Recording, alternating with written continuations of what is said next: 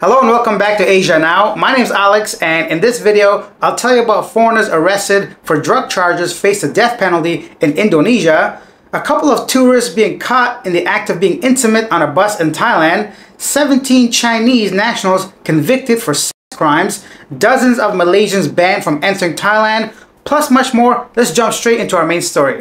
In Bali, Indonesia, 4 individuals, 2 Thai nationals and 2 Indonesians, were arrested for drug-related charges and could face the death penalty if convicted. The arrest occurred in early September, with the Thai nationals apprehended at Bali's airport for possessing meth, ecstasy, and crystal MDMA. The drugs were reportedly ordered by the 2 Indonesian suspects, one of whom was also arrested at the airport. Indonesia is known for having strict drug laws, including the death penalty for traffickers. The arrests are part of the border efforts to combat drug crimes, with several other international arrests on the island this year. Executions for the drug offenses were last carried out in 2016. And here's another reminder for anyone coming to Asia and many other parts of the world that's not just from the Western countries.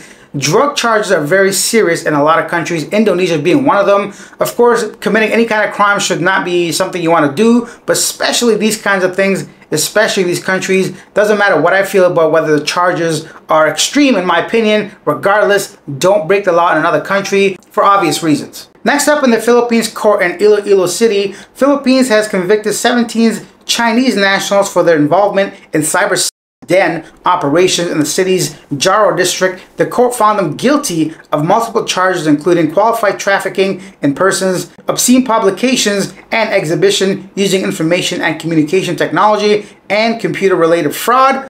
This was an older case, but now there's a resolution. Next up, 39 Malaysian tourists were denied entry into Thailand due to issues like damaged passports, unpaid taxes, and past criminal records. Kedah Immigration Director said that 10 tourists had damaged passports, 20 had income tax problems, 9 had customs-related problems. These issues were identified at the Bukit Kayu Hitan Immigration, Customs, Quarantine, and Security Complex. To avoid such issues, Malaysians are advised to check their travel eligibility online before traveling. The holiday weekend saw nearly 100,000 Malaysians visit southern Thailand, boosting the local economy.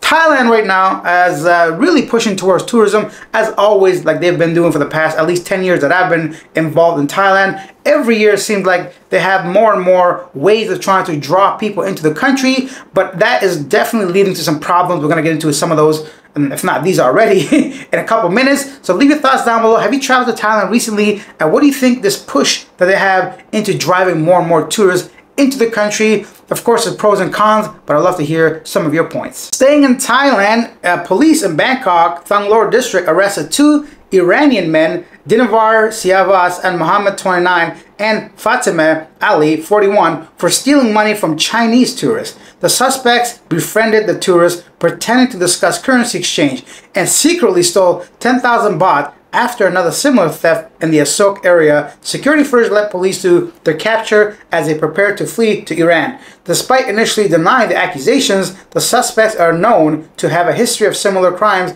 and now face theft charges. I don't understand stories like this. So all these individuals coming from Iran or neighboring countries, regardless of where they're actually coming into Thailand from, I'm sure I had to pay for basically flight ticket, Airbnb or some kind of hotel accommodation, food, taxis, all that, 4 people or 3 or whatever it was, 2 men and 1 woman, splitting 10,000 baht and facing deportation, being blacklisted, if not prison term. Who knows what's going to happen, especially because, you know, Thais are really not known to be friendly towards Middle Eastern immigrants or tourists. Anyways, that's beside the point. Regardless, why risk it? I don't understand, like, how desperate situation can you be to go to another country to steal 10,000 baht, let's say $300, just about that much. I don't want to judge people, but it just doesn't make sense to me. If you're going to commit a crime, I just feel like, I mean, personally, if I was going to commit a crime, I kind of want the squeeze to be worth the juice, right? I don't want to go through all that, I don't know, seemed like a whole bunch of hassle for 300 bucks, but I guess desperate times calls for desperate measures. But traveling internationally is my point. To steal 300 bucks just doesn't make sense to me. Next up, two foreign couples were caught engaging in intimate behavior on a tuk-tuk near Patong Beach in Phuket during a traffic jam caused by heavy rain. The tourists appeared unfazed by onlookers as they openly displayed their affection. On the morning of September 17th, a 40-second video clip was shared across various social media platforms and chat groups in Phuket. The clip was filmed from a car following a red tuk-tuk driving along the roads in Kathu district during a downpour that caused severe traffic congestion. In the video, a woman is seen sitting on the lap of a foreign man, appearing to be partially undressed with little regard to passers-by. Another foreign man can be seen assisting with positioning before sitting across.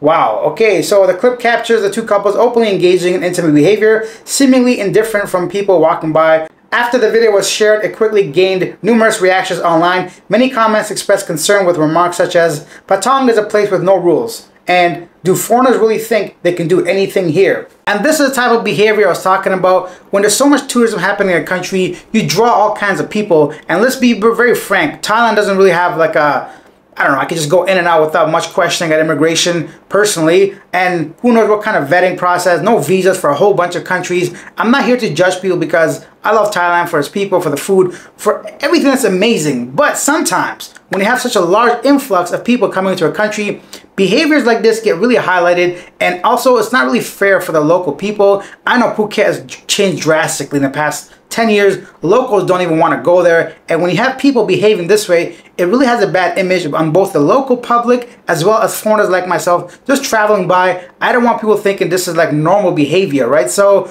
and then you have people just like urinating from the back of buses, just like not caring at all. Fights happening everywhere. People, there's all kinds of stories like this coming out of Thailand. And Phuket especially is way too many foreigners. I feel like last time I was there, maybe last year I want to say, it felt like I wasn't even like in Thailand. Every single person seemed to be a foreigner aside from people working there, right? I don't know. It's just one of those sad things. If you traveled to Phuket before, it's kind of changed. Over-tourism is a problem in post-pandemic, I want to say. But leave your thoughts down below. What do you think of these kind of situations, these kind of news stories? It's really, it just kind of hits differently because I just feel so bad for the local people having to witness stuff like this. It's so disrespectful. Oh, one more thing. You can wait a little bit, bro, or just get a room. $20 in Thailand will get you a hotel room very easily. And then you have two couples, not just one. The other ones are filming, getting ready. It just seemed like maybe this was made for content of some sort. Regardless, just not a good look. And then on a personal, kind of a sad note, here's our next story. And by personal, I mean because one of my favorite, if not my favorite, fried chicken food place, American fast food chain Texas Chicken, has announced that it will shut down all its branches in Thailand by the end of September, marking the end of a 9-year stint in the country. In a social media post, the company expressed gratitude to its customers and invited them to have one last meal before the final curtains fall on September 30th. No, I love Texas Chicken, especially in Thailand. Some of the most crispiest, flavorful, amazing deals. I mean, for fried chicken, if you want to say. Prices, it's really sad to see them go. I also really love the barbecued sauce. Let me know if you tried Texas Chicken specifically in Thailand and how you liked it. Easily better than KFC, McDonald's, although McDonald's Thailand got pretty good spicy chicken. Regardless, it's sad to see them leave Thailand right now. Leave your thoughts and experiences with Texas Chicken or any of the stories we talked about so far in the comment section. Now it's time for a segment called Yesterday Today, where I read some of the most popular comments regarding our last video. Wayne says, it's something about this Alice Guo. She's always smiling and seemingly happy. I mean, if I was in her position, I'd be crying.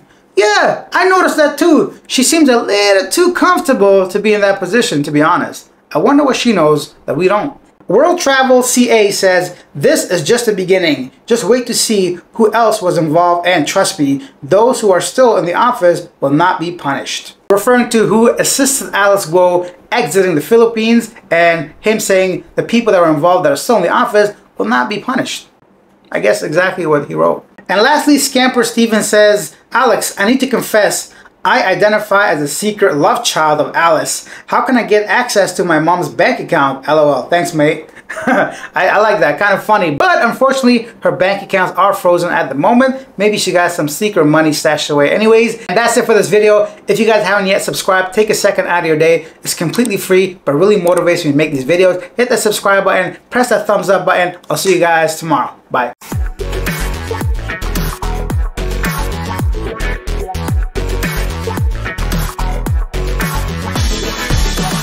Your shit shit.